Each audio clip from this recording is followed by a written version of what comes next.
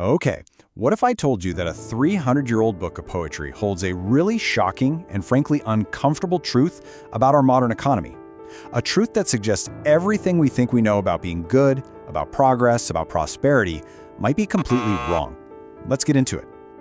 So, get a load of this. This is the big, provocative idea at the very heart of what we're talking about today. It's from a 1705 poem by a Dutch doctor living in London named Bernard Mandeville. And it basically throws down a challenge, right?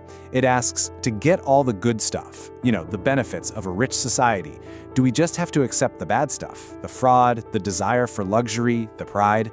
It's a real puzzle. Mandeville unleashed an absolute firestorm with this work. I mean, he wasn't just some poet. He was a physician, a philosopher, and he looked at society like it was a patient on his table, trying to figure out what really made it tick. And his diagnosis? Well, it was that society wasn't running on goodness and kindness. Nope, it was running on something much, much darker. This right here, this was the scandalous subtitle he eventually added to his book. And wow, does it perfectly capture his explosive idea.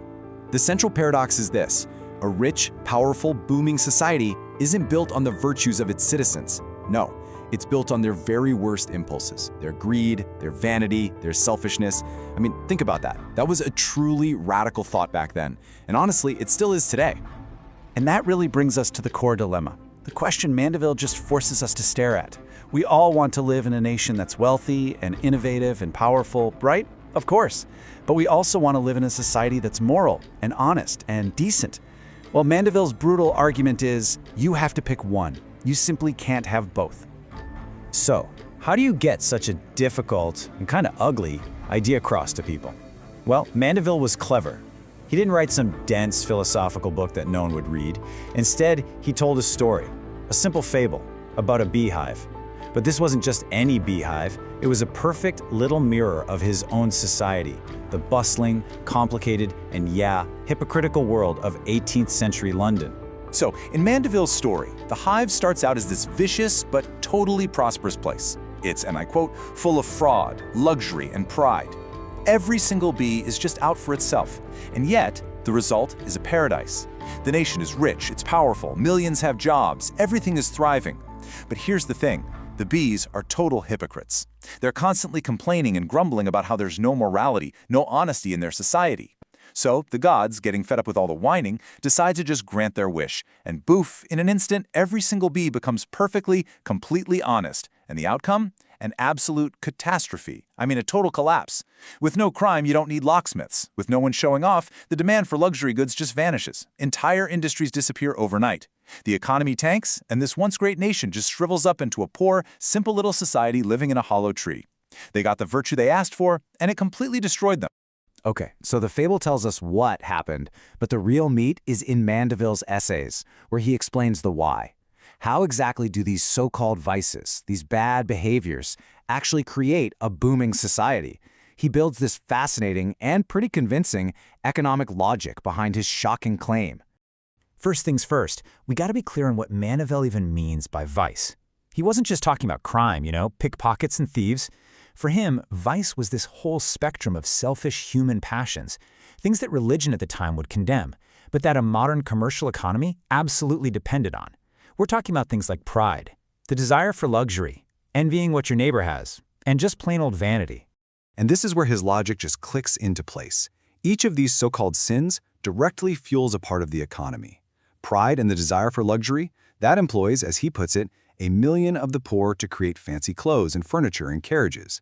Envy and vanity, he calls them the ministers of industry. They make you want what your neighbor has, which drives you to work harder and buy more stuff. Even just our fickleness, our desire for new fashions, he says that becomes the very wheel that turned the trade, creating constant, fresh demand. It's this wild system where our individual selfish desires unintentionally create jobs and circulate wealth that benefits everybody. So here's a way to actually see this in your own life.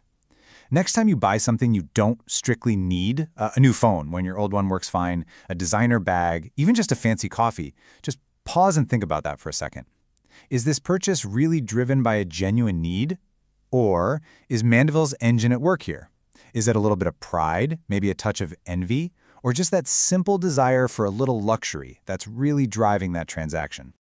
Now, if you thought the economic argument was controversial, hoo boy, Mandeville's theory on morality was pure dynamite.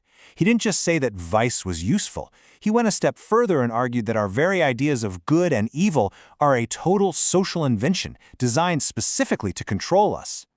Mandeville starts from a really bleak place. He argues that human beings in a state of nature, what he calls untaught man, are not these noble savages, not at all. He says we are the single most selfish creatures on the planet, with absolutely no natural desire to be social. We're just driven by our own appetites. So the big question is, how on earth do you build a functioning society out of a bunch of purely selfish animals? This quote is his shocking answer. I mean, what does that even mean? He's arguing that virtue, being good, it isn't natural. It's not handed down from God. It's a brilliant tool, a political offspring, invented by clever politicians. They figured out a genius way to use our single strongest, most selfish passion, our pride, to tame all our other selfish passions. So here's the playbook, basically. Politicians knew you couldn't just force people to be selfless. That would never work. Instead, they flattered our pride.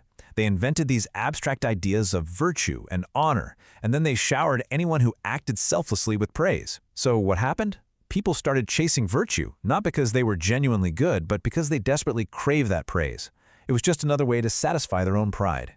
In essence, politicians weaponized our pride to make us manageable enough to live together in a civil society. Pretty clever, right? So you can probably imagine how well all of this went over. An economic theory that pretty much celebrates vice, and a psychological theory that calls virtue a total scam. Let's take a look at the absolute firestorm this one little book managed to create. You know, the book started small in 1705 and pretty much nobody noticed. But when Mandeville expanded it with his essays in 1714, and especially in 1723, the reaction was just furious. It was attacked everywhere, in the press, from the church pulpit. In London, the grand jury officially condemned it as a public nuisance. And in France, they literally ordered the book to be burned by the public executioner. I mean, these ideas were considered genuinely dangerous. And his critics, they were not subtle about it. They called him a champion for vice. They accused him of trying to tear up the very foundations of morality and of reducing human beings to the level of animals. They didn't see him as a satirist just pointing out some hypocrisy. No, they saw him as a devilish advocate for a world with no moral compass at all. But Mandeville always insisted they had it all wrong. His defense was actually pretty simple. He said, look, I'm not telling people to be vicious. I'm just forcing them to be honest. He was exposing the deep hypocrisy of a society that wanted all the benefits of a rich commercial nation, the trade, the cool stuff, the power, but didn't want to admit that those benefits were produced by the very vices they claimed to hate. And that brings us right back to the final, crucial question for us today. Mandeville's paradox was this mirror he held up to the face of the 18th century. But does it still hold a mirror up to ours? To our global consumer culture that talks a big game about ethics and sustainability, yet is driven by an advertising industry that relentlessly pokes at our pride, our envy, and our desire for luxury? Is our society, too, just another kind of grumbling hive?